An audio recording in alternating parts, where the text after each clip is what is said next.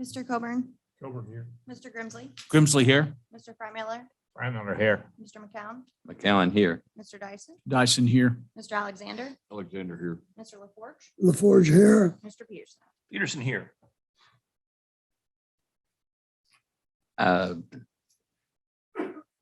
Thank you. Item number 147, approval of the minutes of the transportation meeting from last month. Do I have a motion for approval? So moved. Do I have a Second. second? Any discussion? Secretary, please call the roll. Mr. Coburn, Coburn, yes. Mr. Grimsley, Grimsley, yes. Mr. Freimiller, Freimiller, yes. Mr. McCown, McCown, yes. Mr. Dyson, Dyson, yes. Mr. Alexander, Alexander, yes. Mr. LaForge, LaForge, yes. Mr. Peterson. Well, I wasn't here, so I'm trying to figure out the proper way. So do I abstain? Yes. Okay, thank you. We have almost a unanimous. We had 7 yes and 1 abstention. Do you want to cover any of your reports now, or you want me to stay with the agenda? All right. The consent docket contains items 148. This item will be was discussed in the earlier subcommittee meetings. If any commissioners would like to pull anything from this item, please do so at this time. Otherwise, do I hear a motion? Do I have a second? Please call the roll. Mr. Coburn, Coburn, yes. Mr. Grimsley, Grimsley, yes. Mr. Freimiller, Freimiller, yes. Mr. McCown, McCown, yes. Mr. Dyson, Dyson, yes. Mr. Alexander, Alexander, yes. Mr. LaForge, LaForge, yes. Mr. Peterson. Peterson, yes. Have unanimous approval. Item number 149 is a programming item by Mr. Teegler. You're recognized to present. Good morning, Mr. Chairman, members of the commission. Item 149 is my one programming item this month. This is Tulsa County and Commission District 8. Department requests approval to program a project to repair vehicle impact damage to US 75 over 41st Street. The estimated cost is $40,000 using state aid funds. The project can be ready for a February 2022 letting, and the party responsible for the damage is known. Approval is recommended. Try to answer any questions if you gentlemen have any this morning. Heard the presentation. Do I have a motion for approval? So moved. Second, Second. Madam Secretary, please call the roll. Mr. Coburn, Coburn, yes. Mr. Grimsley, Grimsley, yes. Mr. Freimiller, Freimiller, yes. Mr. McCown, McCown, yes. Mr. Dyson, Dyson, yes. Mr. Alexander, Alexander, yes. Mr. LaForge, LaForge, yes. Mr. Peterson. Yes. Mr. Teegler, you may continue with item number Okay. 150. Thank you, Mr. Chairman. Item 150 of my engineering contracts this month, I have 7 parts. Part A is Adair County in District 1. We have selected MKEC Engineering for construction plans on US 59. Total not to exceed amount is $1,035,893. This project is in the 8-year construction work plan in 2028. Part B is Cherokee County in District 1. The department selected Guy Engineering for construction plans for State Highway 80. The total not to exceed amount is $731,386. This project is also included in the 8-year construction work plan in 2028. Part C is Haskell County, also in District 1. We have selected MacArthur Associated Consultants to prepare construction plans for State Highway 9. Total not to exceed amount is $1,130,164. Project is in the 8-year construction work plan with a scheduled update in 2029. Part D in Choctaw County in District 2. The department has selected Meshach and Associates for construction plans on US 70. Total not to exceed amount is $492,301. Project is in the 8-year construction work plan, scheduled let date in 2027. Part E in Garvin County in District 3. Department has selected MKEC Engineering to prepare construction plans for State Highway 76.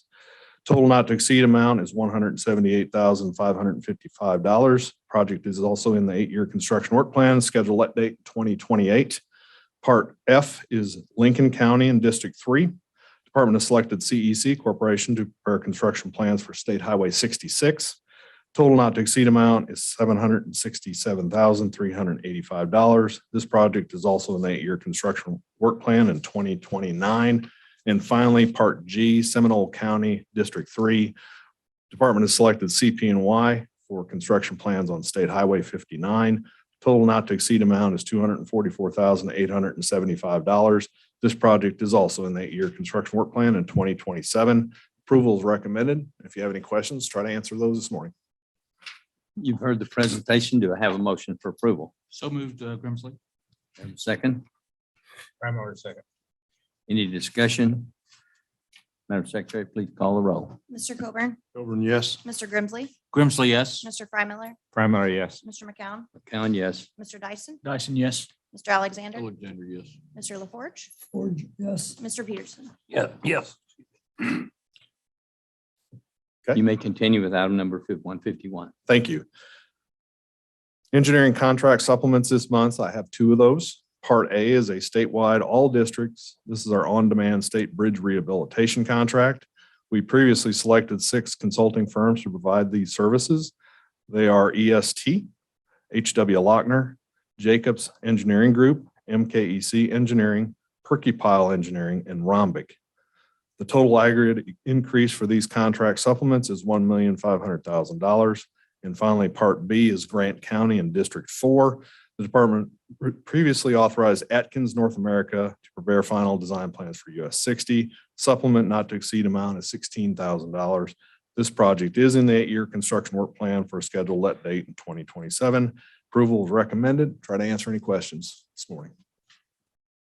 Do I hear a motion for approval? So moved. Do I hear a second? Second. Any discussion? Madam Secretary, please call the roll. Mr. Coburn, Coburn, yes. Mr. Grimsley, Grimsley, yes. Mr. Freimiller, Primer, yes. Mr. McCown, McCown, yes. Mr. Dyson, Dyson, yes. Mr. Alexander, Alexander, yes. Mr. LaForge, Forge, yes. Mr. Peterson. Yes. Thank you, gentlemen. Approved by unanimous. Mr. Leonard, if you would present item 152, change orders with cumulative totals of less than $75,000. Morning, Mr. Chairman, members of the commission, Mr. Secretary. I'd like to present item number 152, parts A through double F. These are change orders on projects which have a cumulative total of change orders of $75,000 or less. This item is presented for information only. No action is necessary, but I'd be more than glad to try to answer any questions. These items were discussed in detail, and so there's no action to take on those items. Mr. Leonard, you're recognized to present item number 153, changes with greater than $75,000. Yes, sir. Thank you. Item number 153, parts A through double D. These are change orders on projects which have a cumulative total of change orders greater than $75,000. Your approval is recommended, and I'd be glad to answer any questions. You've heard the presentation. Do I have a motion for approval? Coburn, move for approval. Second. Have a motion and a second. Any discussion? Secretary, please call the roll. Mr. Coburn, Coburn, yes. Mr. Grimsley, Grimsley, yes. Mr. Freimiller, Primer, yes. Mr. McCown, McCown, yes. Mr. Dyson, Dyson, yes. Mr. Alexander, Alexander, yes. Mr. LaForge, LaForge, yes. Mr. Peterson. Yes. Thank you. Approved by unanimous. Item number 154 is proposed bid opening by Mr. Hackney. You're recognized to present. Good morning, Mr. Chairman, Commissioners. Item 154, proposed bid openings consists of the final January 2022, the tentative February 2022, and the tentative March 2022 bid openings. The department recommends approval. For his presentation, do I hear a motion for approval? So moved. Do I have a second? Second. Any discussion? Madam Secretary, please call the roll. Mr. Coburn, Coburn, yes. Mr. Grimsley, Grimsley, yes. Mr. Freimiller, Primer, yes. Mr. McCown, McCown, yes. Mr. Dyson, Dyson, yes. Mr. Alexander, Alexander, yes. Mr. LaForge, Forge, yes. Mr. Peterson. Yes. Motion was approved unanimously. Item number 155 is a settlement of damages to state property. Mr. Helms, you're recognized to present. Mrs. Helms, excuse me. Good morning, Mr. Chairman and members of the commission. Agenda item 155 is for the settlement for damages to state property and has 3 parts. In each case, the total of damages exceed the respective insurance coverage, leaving a combined balance of $3,508.50. The department requests and recommends acceptance of the offer to accept the write-off. You've heard the presentation. Do I have a motion for approval of item 155? So moved. So moved. Yeah. Second, do I hear a second? Second. Thank you. Any discussion? Madam Secretary, please call the roll. Mr. Coburn, Coburn, yes. Mr. Grimsley, Grimsley, yes. Mr. Frymiller, Frymiller, yes. Mr. McCown, McCown, yes. Mr. Dyson, Dyson, yes. Mr. Alexander, Alexander, yes. Mr. LaForge, LaForge, yes. Mr. Peterson. Yes. Passed by unanimous. Item number 156 is fiscal year 2022 budget revisions by Mrs. Helms. You're recognized to continue. Thank you. Okay. 156 for the FY 2022 budget revision has 8 parts. Parts A through C are in reference to the highway program and request to carry over federal carryover for item A of $313,308,103. And part B is the state carryover funds of capital outlay in the amount of $34,580,000. Part C is additional federal carryover for one-time funds in the amount of $182,536,269. Part D is a rebudgeting of right-of-way program funds comprising of both federal and state funds in the amount of $90 million. And Part E is a carryover of the Lake and Industrial Access Program in the amount of $8,225,000. And Part F and G are both for the county program, and we're requesting a carryover of the County Improvement for Roads and Bridges Program funds in the amount of $31 million. And Part G is the County Equipment Program carryover in the amount of $2,355,357. Part H is a carryover of state funds in the amount of $487,184 for the transit program. The department requests and recommends approval of this item. You've heard the presentation. Do you have a motion for approval? Approve. Do I have a second? Second, Alexander. Any discussion? This is going pretty fast today. Madam Secretary, will you please call the roll? Mr. Coburn, Coburn, yes. Mr. Grimsley, Grimsley, yes. Mr. Frymiller, Frymiller, yes. Mr. McCown, McCown, yes. Mr. Dyson, Dyson, yes. Mr. Alexander, Alexander, yes. Mr. LaForge, LaForge, yes. Mr. Peterson. Yes. Motion passed by unanimous vote. Item to be presented by the Office of Engineer, Mr. Dels. How are you today? I'm good. How are you, sir? Doing good. Board of Commissioners. Item 157 will be our recommendations for awards. It'll be in 2 parts this morning. Part A is our recommended action on the deferral from the September 16th bid opening. The following item referred to by call order was deferred from the September 16th bid opening. It is now recommended that that item be rejected. Part B will be our recommendations from the October 14th bid opening. It is recommended that the following items from the October 14th bid opening referred to by call order be awarded. It's call orders 110, 112, 115, 120, 125, 130, 135, 140, 145, 150, 152, 155, 160, 170, 175, 190, 192, 193 with all add alternates, 195, 200, 205, 209, 215, 220, 225, 227 with all add alternates, 230, 235, 240 base bid only, and 250. You'll notice in your handout that call order 145 was missing. That was a typo on my part, but I did want to read that into the record, and I will give a copy to the secretary for an official record. It is recommended that the following item from the October 14th bid opening referred to by call order be rejected, and that's call order 245.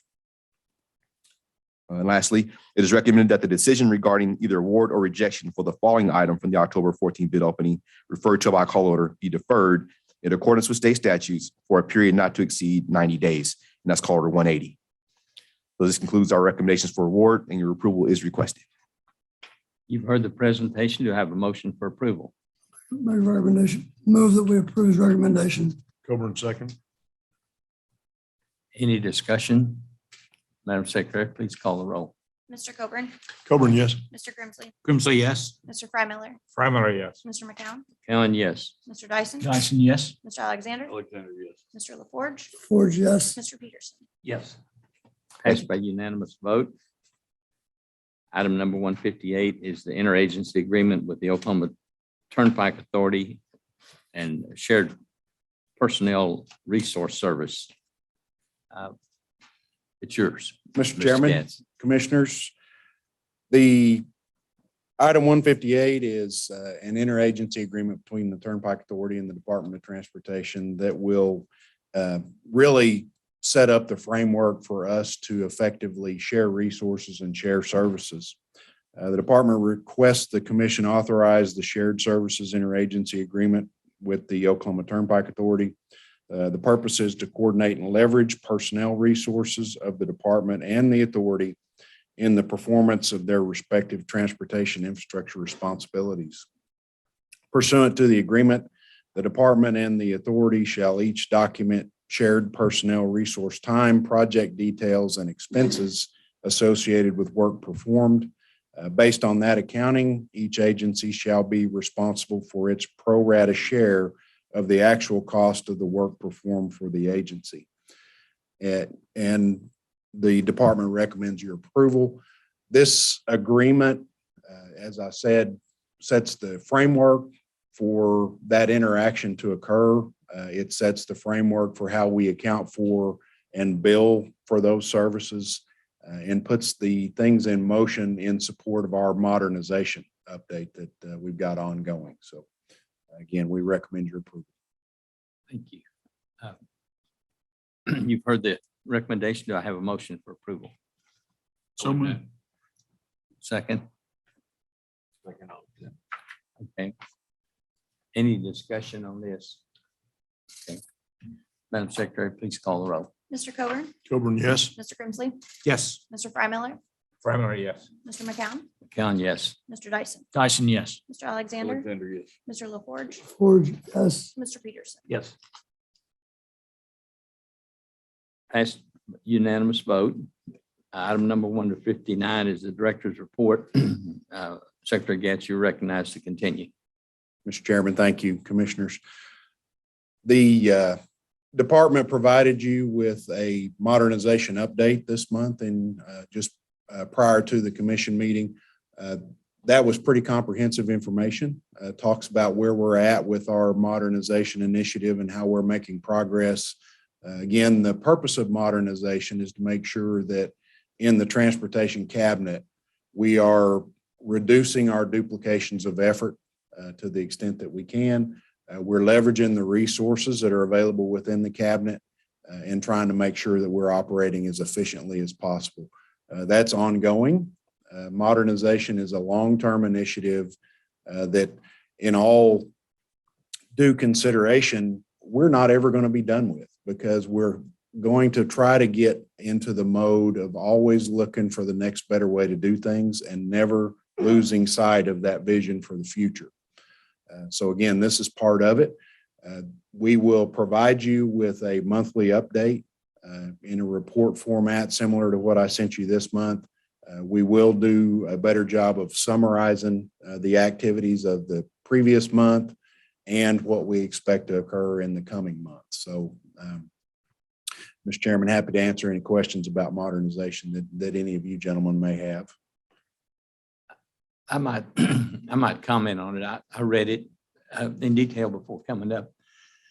There was an awful lot of work went into that report. It's, I think, a very outstanding report. One of the girls in our committee said it was 125 pages, got condensed down to 25. And I appreciate the work that you've done making that happen. Is there any other discussion on this? If not, do I hear a motion? I've got a few more items to cover, Mr. Chairman. Okay, I'm gonna- sorry. I don't want to bog us down. We're moving along at a pretty Okay, good pace. I'm today. sorry. Almost a record, but Yeah. I appreciate your acknowledgement of the work that's gone into modernization. That's really taken a lot of resources within the department and within the Turnpike Authority and Aeronautics Commission that have gone above and beyond what would be their normal duties to participate in and be a part of that. So I appreciate your recognition of that, Mr. Chairman. Give you just a quick update on the federal funding front. The Congress last week passed a continuing resolution and extension act for the highway bill and the transit funding. That is on the president's desk, as I understand. He's expected to sign it. That extension will carry us through December 3rd. And we're certainly grateful that they were foresighted enough to go ahead and do that extension and carry us through the month of November. It will get increasingly challenging for the department to conduct business in one short-term extension to the next. Again, you only get a pro rata portion of access to federal funding every time the Congress does an extension. And with the magnitude of work that we do, especially this time of year, the November letting and then January and February, we're trying to make sure we get projects into the pipeline to take advantage of prime construction season that'll come this spring. So we will begin to really take a hard look at our capabilities from a fiscal standpoint, even in this month's letting with November. Again, I don't anticipate at this point that we're going to have to react as of yet. But again, these short-term extensions will become increasingly difficult for us to manage in the context of what we're trying to accomplish right now. We will certainly keep you posted should anything change and give you advance notice if we decide that we've got to do something different. The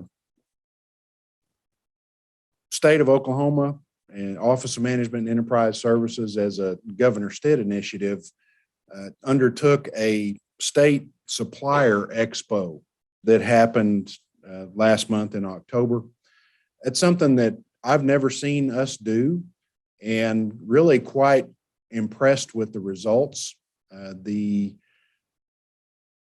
Office of Management and Enterprise Services had the expo down at the new convention center here in Oklahoma City.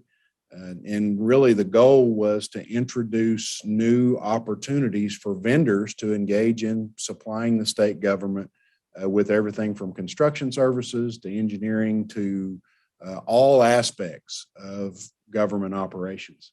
We will attract some new vendors coming out of that expo. And again, I thought it went very well, and it was worth mentioning to the commission because it takes things like that to make sure that we are being good stewards of taxpayer dollars and trying to find ways to be as efficient as we can and introducing new opportunities for the folks that do business here. Part of our safety campaign, it continues to be an ongoing campaign. We're going to do this year round. This month, our big focus is to make sure that everybody's prepared for some of the severe weather and winter conditions, especially that we're going to experience that are likely ahead of us. We hope that we're not going to have too bad of winter events, but we know we will have some. And it's time for everybody to begin to think about wintertime preparations. Make sure that we begin to pay close attention to the weather forecasts. Make sure you've got a cold weather supply, which means bottled water, extra blankets, things like that in your vehicle. If you're traveling during inclement conditions, make sure your gas tank is full and really be mindful of those safety precautions. We'll do our best to make sure that the highways and turnpike network are passable, and we'll work diligently on that as we always do. But again, we need the traveling public to pay particular attention as we get ready for wintertime. I'll tell you that the District forces advise us that we're ready. Our salt sheds are full. Our equipment is in good condition. We're still getting ready. But again, we're in as good a shape as we can be as far as where we're at right now.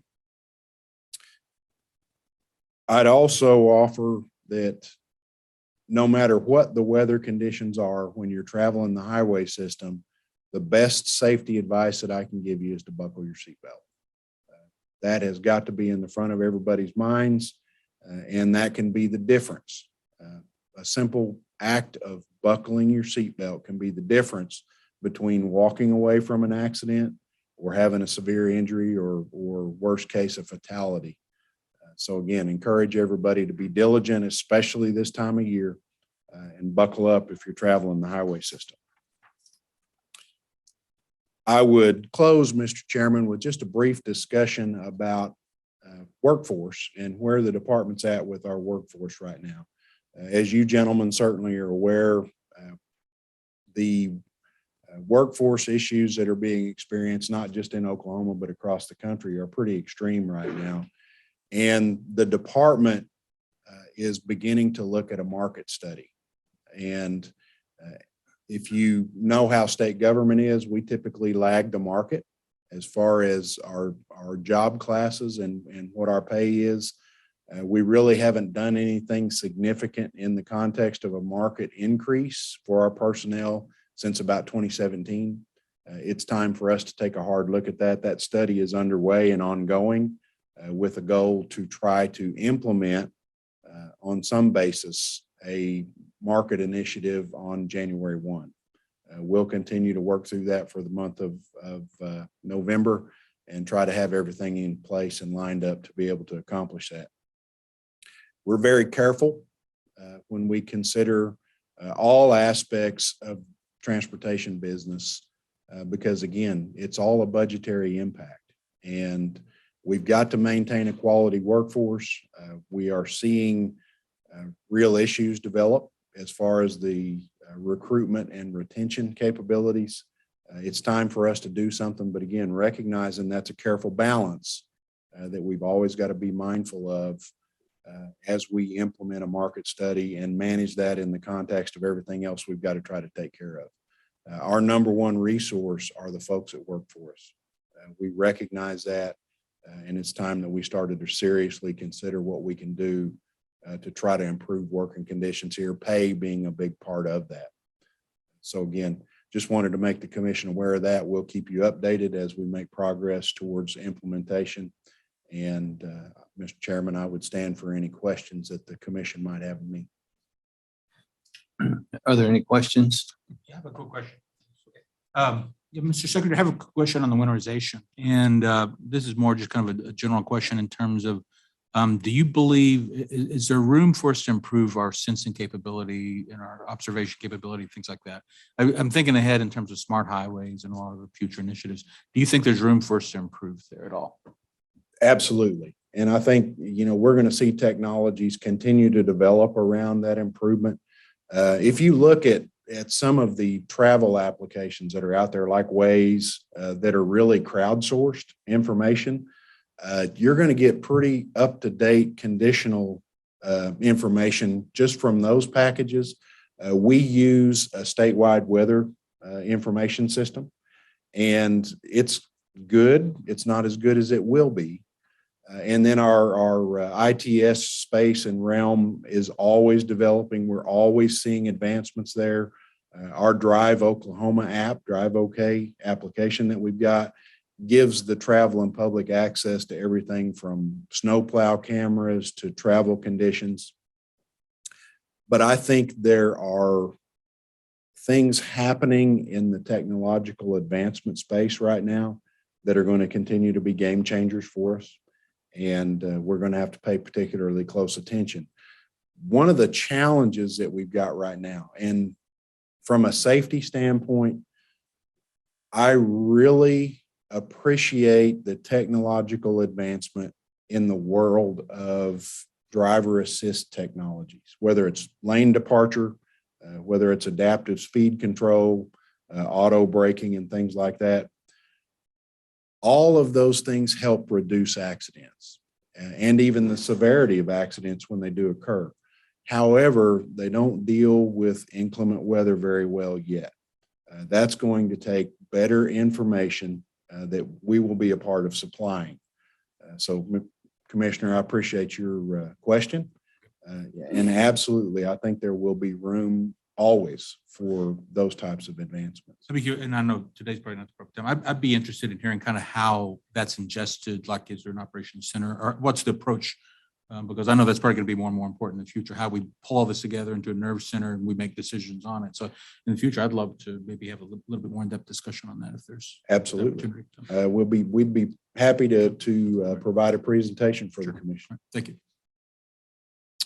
Any other discussion?